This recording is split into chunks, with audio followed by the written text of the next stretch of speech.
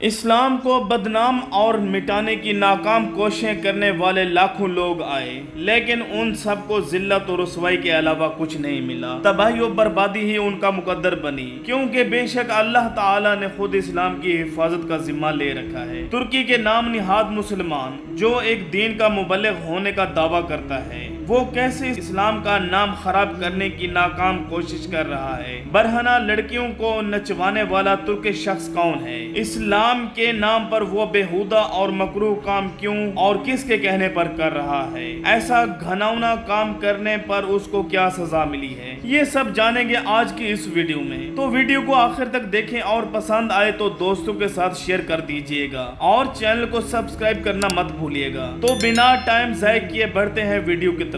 ہر فرقے اور مذہب میں تبلیغ کرنا ایک اچھا اور پسندیدہ عمل سمجھا جاتا ہے، لیکن ہر مذہب میں کچھ ایسے شیطان نما انسان بھی ہوتے ہیں جو اپنے مذہب و قوم کا نام استعمال کر کے لوگوں کی عزتوں کو تار تار کرتے ہیں۔ ایسا ہی نام نہاد مسلمان مبلغ آپ اپنی سکرین پر دیکھ رہے ہیں، جو فحاشی اور عیاشی کی ہر حد پار کر چکا ہے، پھر بھی یہ اپنے آپ کو ایک مذہبی شخصیت ثابت کرنے پر تلا ہے اور اسلام کا نام استعمال کر کے اپنے سامنے ننگی لڑکیوں کا مجرا کرواتا ہے۔ اس منحوس شخص کا نام عدنان اوکتار ہے، جو کہ ترکی کا رہنے والا ہے۔ وہاں یہ ایک اسلامی مبلغ سمجھا جاتا ہے۔ یہ دین کی تبلیغ کی خاطر ایک ٹی وی چینل بھی چلاتا ہے جس پر یہ جوان اور نیم برہنہ لڑکیوں کو تبلیغ کرتا ہے، لیکن اکثر اس کو ان لڑکیوں کے ساتھ بےہودہ حرکات اور ڈانس کرتے بھی دیکھا گیا ہے، جو کہ سراسر اسلامی تعلیمات کے خلاف ہے۔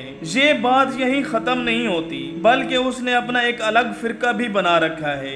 یہودیوں اور اسرائیل کو کوئی بھی مسلمان پسند نہیں کرتا، اسی لیے اس نے اپنے فرقے کا بنیادی مقصد اسرائیل اور یہودیت کا خاتمہ بنا رکھا ہے، اور اسی بات کا فائدہ اٹھا کر یہ سادہ لوح عوام کو اپنے چنگل میں پھنسا لیتا ہے۔ کہا جاتا ہے وہ ترکی کے شہر استنبول میں ایک شاندار محل میں رہتا ہے، جہاں اکثر وہ نیم برہنہ عورتوں کے ساتھ پارٹیاں کرتا رہتا ہے، جن کی ویڈیوز اور تصاویر آئے روز سامنے آتی ہیں۔ اس کی اپنی ایک نجی یونیورسٹی بھی ہے جہاں یہ مفت تعلیم فراہم کرتا ہے، اور وہاں آنے والے اسٹوڈنٹس کا برین واش کر کے ان کو اس مکار شخص کو اچھا، نیک، معصوم اور پارسا ثابت کیا جاتا ہے، جس سے وہاں موجود نوجوان لڑکے اور لڑکیاں اس کے مریدوں میں شامل ہو کر اس کے عقائد کو مزید آگے بڑھانے میں مددگار بن جاتے ہیں۔ اس نام نہاد مبلغ نے 1983 میں استنبول میں اپنی اسلامی تنظیم کی بنیاد رکھی تھی۔ اس وقت سے عدنان نے بہت دولت جمع کر کے اپنا اثر رسوخ بڑھایا۔ آج تک کسی کو اس کی بے تحاشا آمدن کا ذریعہ معلوم نہ ہو سکا۔ اس نے ہارون یحییٰ کے نام سے دنیا کی متعدد زبانوں میں کتابیں شائع کی جو کافی مقبول ہوئی۔ ہارون یحییٰ کے نام سے چھپی کتابوں میں نظریہ ارتقاء کو جھوٹ قرار دیا گیا ہے۔ یہ اپنی لکھی ہوئی کتابوں کو دنیا بھر میں موجود اپنے ایجنٹوں کو بھیجتا ہے، جو آگے اس کی چکنی چپڑی باتیں سنا کر سادہ لو انسانوں کو بہکاتے ہیں۔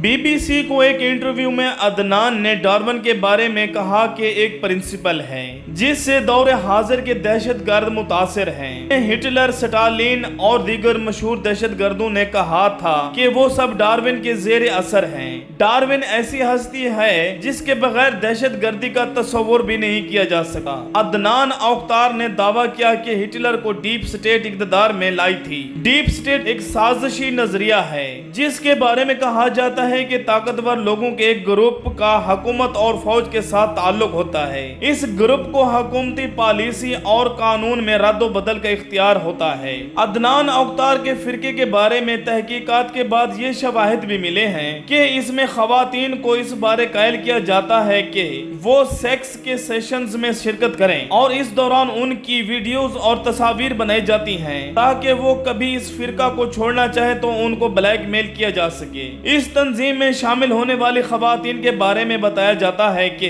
ایک بار اگر کوئی عورت اس تنظیم میں شمولیت اختیار کر لے تو اس کو خاندان کے افراد سے رابطہ اور تعلق ختم کرنے پر مجبور کیا جاتا ہے۔ اس فرقے کے سابق ارکان کے مطابق عدنان سے شادی کرنے والی لڑکی باقی سب مردوں کی بہن قرار دی جاتی ہے۔ اگر کوئی عورت کسی مرد کی بہن بننے سے انکار کرے تو اس کو کئی مردوں کے ساتھ جنسی تعلقات بنانے پر مجبور کیا جاتا ہے، لیکن अदनान इन इल्जामात को मुसलसल मुस्तरद करता रहता है और उन बातों को बरतानवी बैनुल-अक़वामी साजिश करार दे चुका है। 9/11 में अमेरिका हमले के बाद अदनान ने खुद को बैनुल-मज़ाहिब कारकुन के तौर पर पेश करना शुरू किया था। कहा जाता है कि माजी में यहूद मुखालिफ राय और तनकीद के बरअक्स अदनान के हालिया बरसों में इसराइल के साथ गहरे ताल्लुकात रहे हैं। वो खुद और उसकी तंजीम के खास लोग कई बार इसराइल दौरों पर जा चुके हैं, जिनमें वहां आला सियासी और मजहबी अशखास से मुलाकातें हुई थी। तुर्की अदालत ने नाम निहाद इस्लामी स्कॉलर अदनान औक्तार अल मारूफ हारून शाहिया को औरत और बच्चों से